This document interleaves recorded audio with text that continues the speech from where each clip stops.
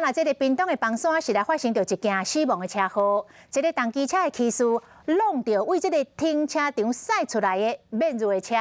这个重机车就直接插入去免入的车身，卡伫个重机车甲免入车的中间，当场就死亡了。根据着民众提供的监视器，这个男骑士当时是骑有够紧的紧，有车友讲，伊对伫后壁，这个时速是170。还阁容易袂着，嘛无怪发现轿车的时阵，要动已经袂赴了。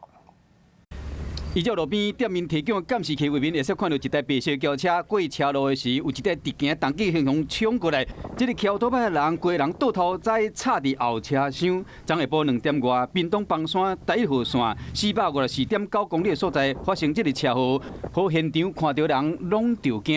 讲当时弄一个真正烂。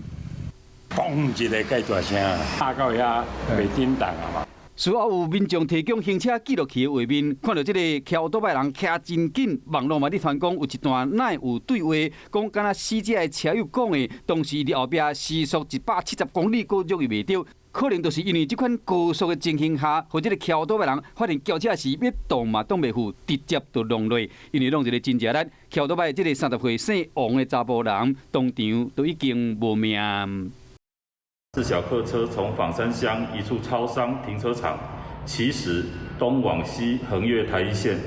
与一部骑乘大型重机沿台一线北往南方向直行的王姓驾驶发生交通事故。遗憾的是，送去病院急救嘛是救无活。警方表示讲，这个骑倒摆人是甲朋友相约为平湖到垦丁要佚佗，想要到讲，可能是因为速度伤紧造成死亡的车祸。